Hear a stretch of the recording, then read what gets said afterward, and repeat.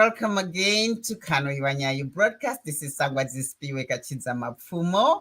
I meet you again today and excited to have another ordinary person who's doing extraordinary work. Today, I've got my good friend Chipo Chikomo. Chipo is a menstrual hygiene champion because she's been doing a lot of work to address the issue of period poverty. And welcome to the program, Chipo. Thank you so much. I'm so excited to be in studio. Good. We talked about this earlier before you came into the studio that, this issue is, we take it for granted. Women they have a period every month. And for people who have got resources, it's no big deal, right? It just comes and passes. And then, as young girls grow up, you are taught when you're around 13, 14, and when it happens, it just happens and Mm-hmm. you know what to do. But Mm. you and your non-government organization, your NGO, you have really going headfirst into dealing with this issue. Talk to me about what your NGO does and what you're doing to tackle this period poverty issue. Okay, thank you so much. So I'll start by explaining why I'm doing that, what led me to start this project. So when I graduated from university, I could not find a job in the city where I had lived my whole life, which is Harare. And 2 years later, I was forced to um, go to the rural areas because that's where I got the job. And I was working as a community development officer, and my work would involve working with women, with girls. And this is where I would not say this is where I got the first-hand, revelations of the depth of this challenge. When you're growing up, you experience, I wouldn't say period poverty, like as the whole, like I would just say it's incidences where you are caught unaware. That's when I realized that, you know what, we have not been talking about this things. You have incidences where you start your period and the school is not equipped to cater for you. So to Mm. me, it dawned on me that these issues we have normalized, all these issues. So in the rural areas, that's when I got exposed uh, to what many girls were using, which were really unconventional means like your cow dung, rags. And, this is where the passion started.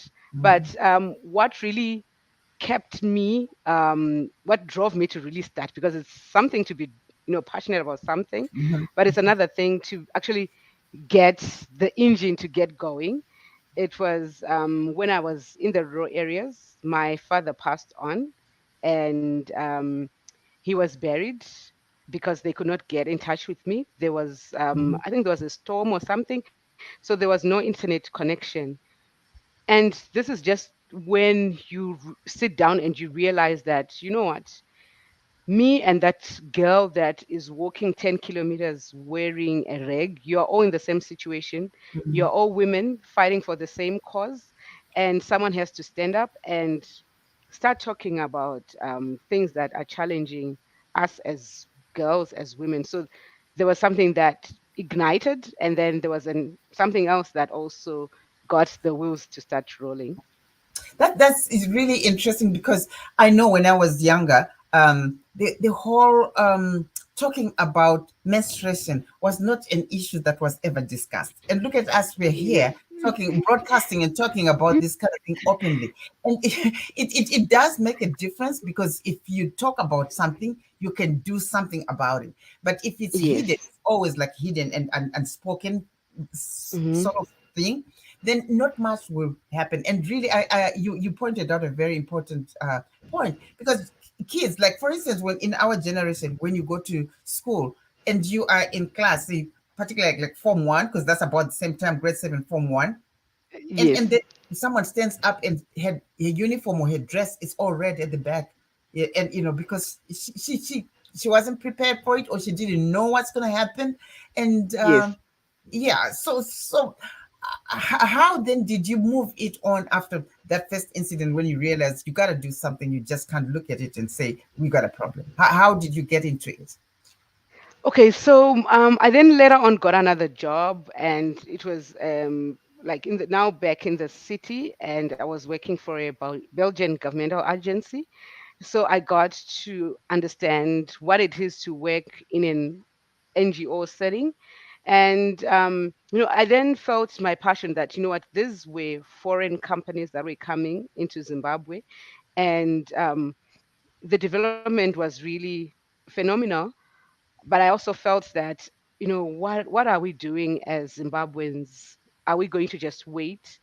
So stories about children, girls, especially facing period poverty and being forced to use unconventional means, really, started doing the rounds in newspapers.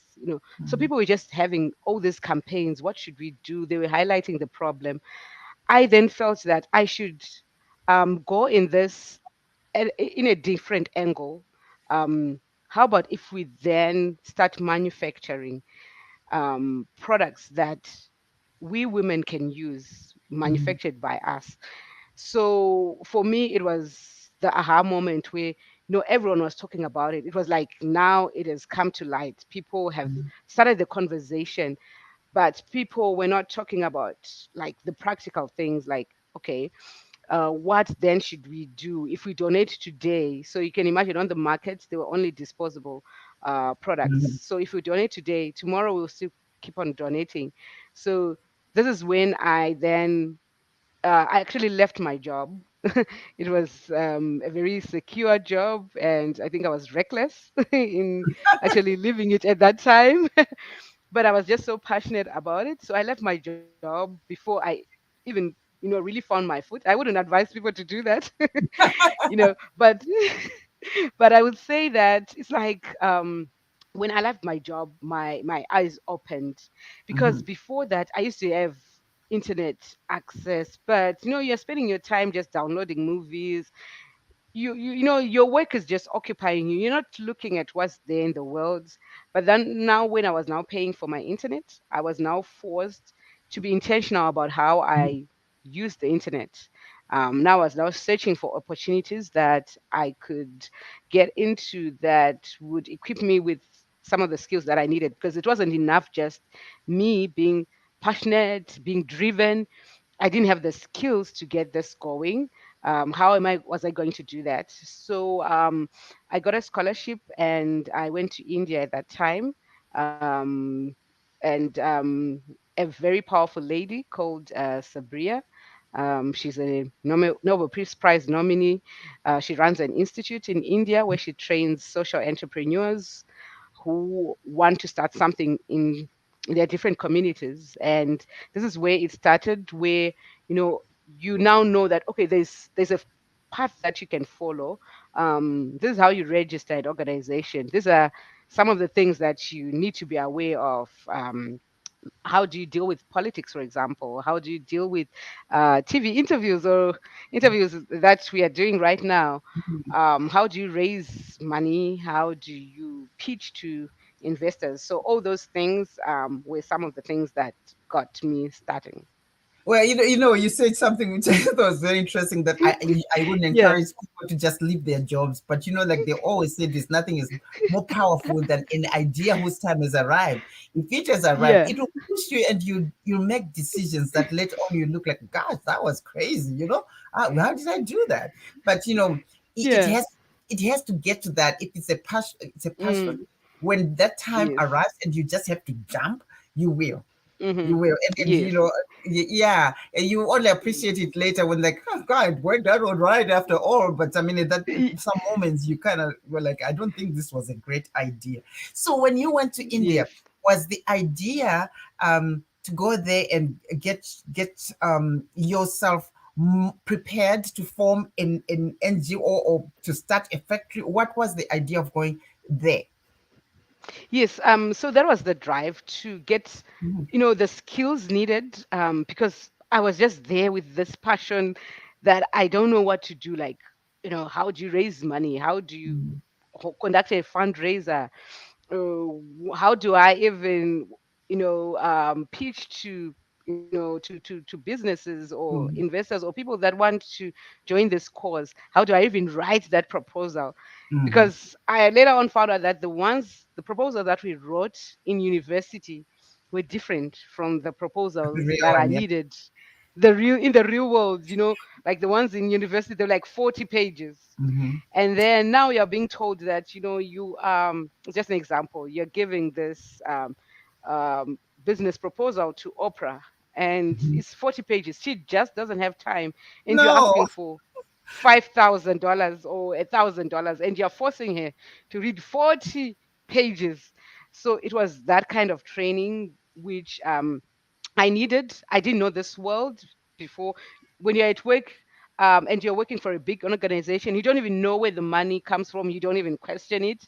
It's none Mm-hmm. of your business. You're just doing the work. So it was those things that needed to be ironed out. But it was work in progress. It's not like it started and ended there. It was work in progress. So I learned the soft skills in India, and then I had to then go to the US again because I still didn't have the ped. So Yeah. after this training, there was no ped. So I then convinced the US Embassy through a program called Mandela Washington Fellowship, which is a program which was started by President Obama because he has got African ancestry, and he felt strongly about empowering the youths in Africa. And I then went to the US, and the rest is history because that's when I got to see, to meet with different companies that were manufacturing sustainable period care products, your washable pads, your menstrual cups, period panties. Um, and we started engaging, and Okay. there was one organization that I really, felt strongly about. So now let's move to real making the disposable pads. And then what happened? Where are you now? Now that you've got all this Okay. education from India, you went to America, you Yes. met and that, and Yes. everybody now know who Chipo is and what Yes. your mandate was to make it easier for the average girl to be able to have these pads. What did you do, and Okay. how did you pick it up from there? And do you have a factory now, or what's going on? Yeah. So then what happened was, when you now partner with different organizations, I didn't know what I was signing up for. I thought, well, by maybe 1 or 2 weeks, we would have come up with a pad. So from 2016 to 2018, 2 years later, I still hadn't met the gold standard certification process for them to Mhm, trust our sewing skills. Like, it wasn't what we bargained for. Like, we didn't know yeah. that it's actually going to be that long process. We also didn't know the supply chain. We only could Mhm, find thread in the country, so it was a whole lot of things. So at the moment where we are right now is we now have, I think I would be, I wouldn't be proud of my, like, to be bragging if I say that we are the leading supplier right now of washable products. Our clientele ranges from UN organizations and local and international organizations. So, someone could just pick up their phone or email and just tell us, go to such and such a school, deliver these products, and we would get the job done. So far we have impacted over 20,000 raw school girls with our products, and over 100,000 both boys and girls have benefited from our menstrual health education, because those deeply entrenched taboos that people don't mhm, talk about are still ongoing. There is need mhm, for education. So we also engage the boys so that they don't laugh at the girls. mhm, mhm. Yeah. So w- your factory produces these pads, right? And Yes.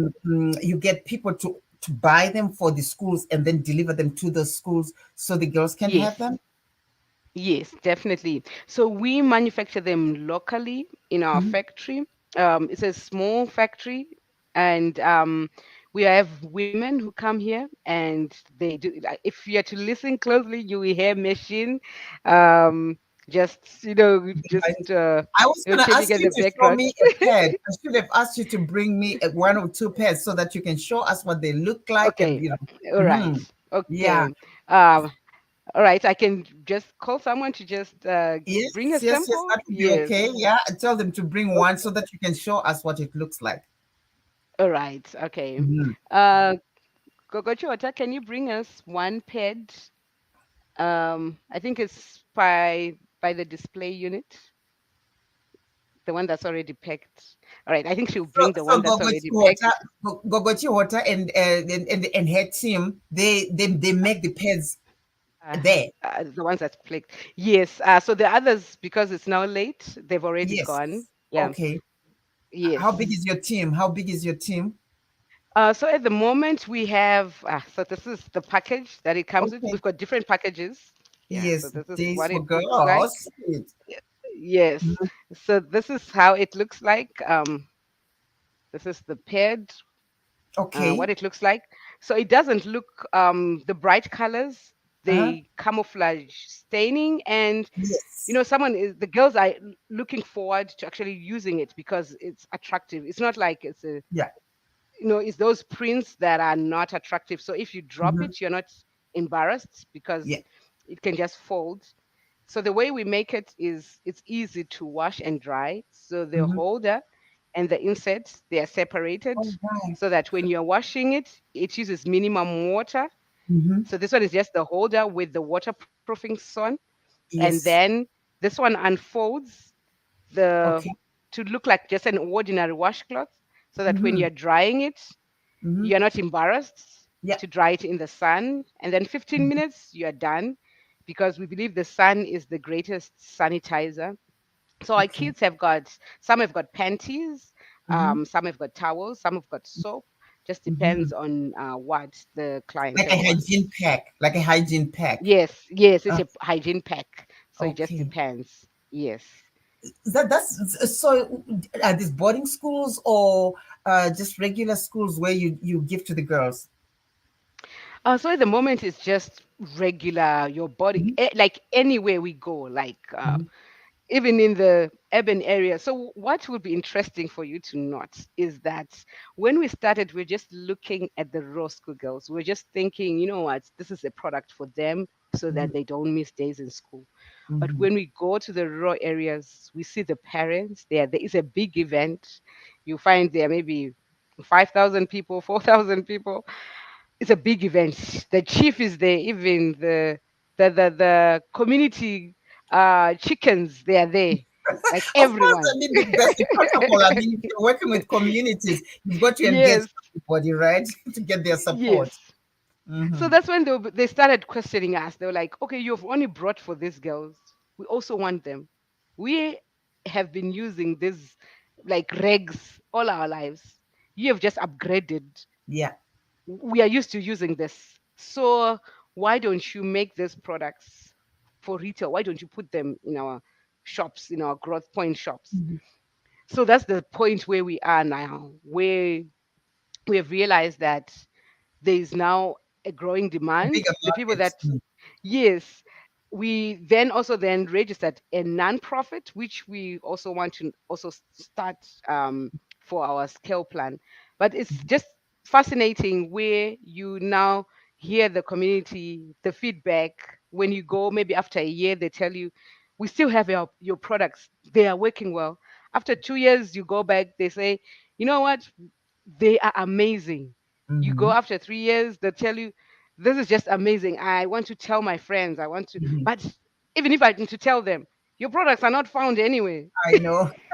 But Yeah. then you know what? I can see it going for 2 to 3 years because it's not something that you wear every day. You wear it once a month. Yes.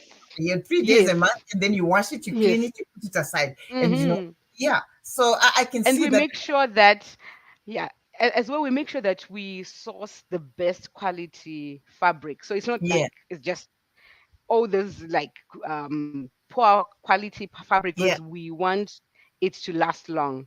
We want to surprise the girls that the women, they'll be surprised that, you know what, I didn't think it's going to last this long. We under promise and then we over But it deliver. makes such a difference. I mean, from what you were saying, using cow dung, that's scary. That is Yes, unhygienic. that's And, scary. wouldn't you smell if you smell of cow dung? I mean, wearing it. Well, how is it supposed to work? I would like, just curious, really. How is it supposed to work? It absorbs and, So you know what? They wash it, they dry it, so it's supposed to absorb. And you know what?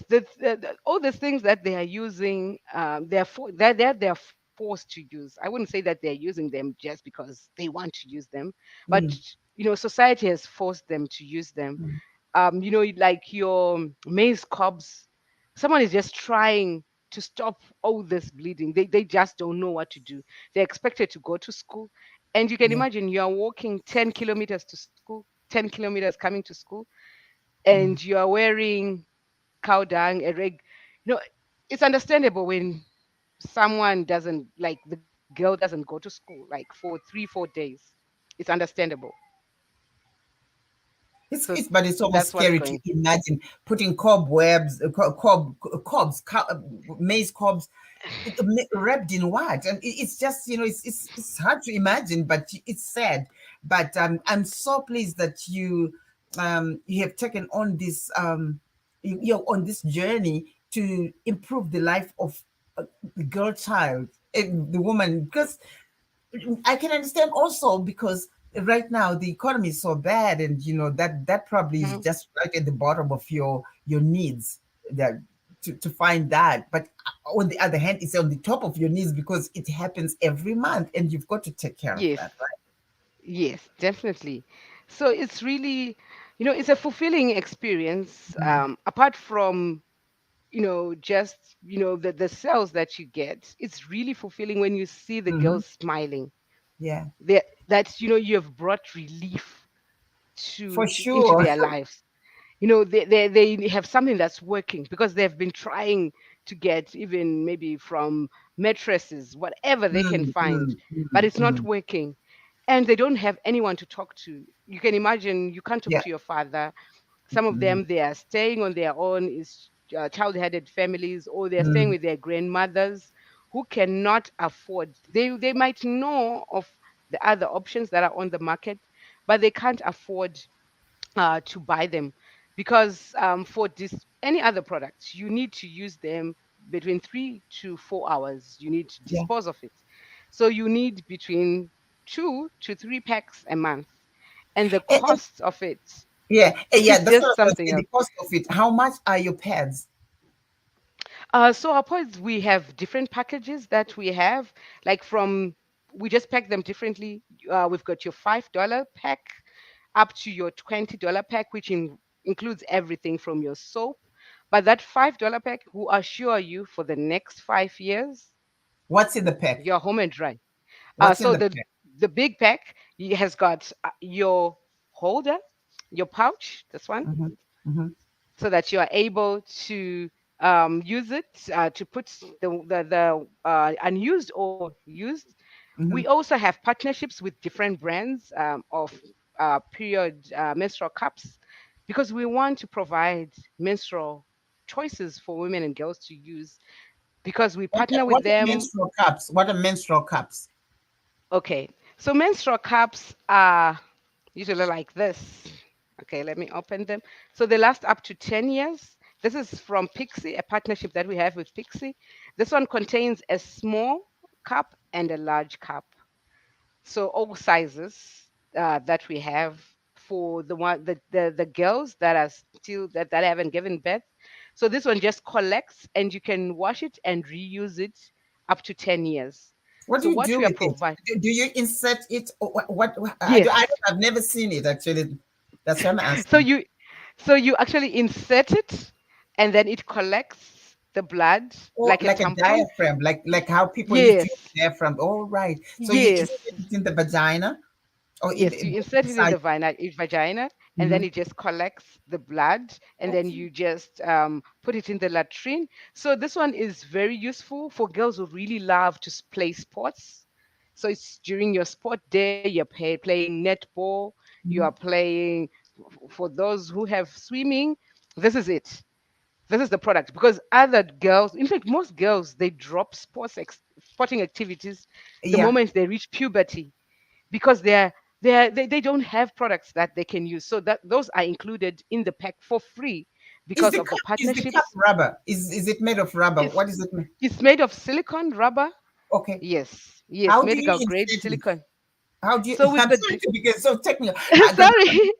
Do you Sorry. insert it like a Okay. tampon, or do you put your leg on Okay. top of the chair and insert it? So you find a comfortable position where you can put your leg on a A chair. table, whatever, or a chair, and Mhm. then you can use which method you want. Me, I love this one where you fold it to make a shape like a C, like Okay. this, All right. and then when you insert Yes. it, it just pops It open. comes. All right. Yes, and with this one, it's just so good that you can forget that you're wearing it. And this is the only Really? product that you are allowed to sleep in. Mm-hmm. We know, with tampons, they cause Hmm. toxic shock syndrome Yeah. when you forget them. So Yeah. with this one, it's very safe. You can sleep with it. You can spend 12 hours. So it's a great product to go for funerals, when you're traveling on a plane, coming to America, to your country. How You how want something. how have people accepted it? So, with all products, even with our washable Mm-hmm. products, there's still much education. Mm-hmm. But we are saying we'd rather have girls use the menstrual cups Mm-hmm. than use maize cups. Oh, for sure. They're already inserting something. So Mm-hmm. why not give them something that's safe to insert? So it's work in progress, where you've got, because we usually, because they are free, so we give different samples to different um, segments of the Mm-hmm. population. So you find the reviews that we've been getting, people are saying this is just so amazing. Yeah. you know I, I'm really loving it. I can do my work, like, I can be free, like, Mm-hmm. to actually be me. You can forget that you're on. So it's the same reviews that we get even with our washables, Mm-hmm. that people are surprised that they actually work. Like, people will be like, how can cloth actually absorb something? Like, people are wondering, Yeah, but like, that's how people what's have always happening. used. Yeah. And then the way is just so comfortable, because we Mm. use also baby flannel, Yeah. which is Yeah. Yeah. very soft. So it's like, it feels like it's a baby, and it's made from 100% cotton Mm-hmm. that is breathable. Yes. So it's just flowing. So you've got people like, I used to itch, now I don't itch. I used Mm-hmm. to have that damp feeling Mm-hmm. because it's like plastic, but now I don't have that anymore. So it's those reviews that you're like, oh, it's Yes. amazing. But you know what? I know I've spoken to a couple of other people who have been doing this kind of, not quite exactly at your level, but trying Okay. to address the issue of period poverty, and but most of them really are sourcing out pads from overseas, collecting money and buying pads Right. and giving them to. But I see the shortfall of that, because it's a short term kind of thing. This, once someone gets it, you keep it and you wash your stuff and you keep it to yourself. A girl keeps the nice things, Yes. like And the that. good thing and Mhm, the good thing about us manufacturing locally is, you can tell us you are going to a school. We know the demography of mhm, schoolgirls. We mhm. can make the sizes that you want. If you tell us you're going to give to older women, we can make them longer. If it's Yeah. postpartum care, we make them even longer.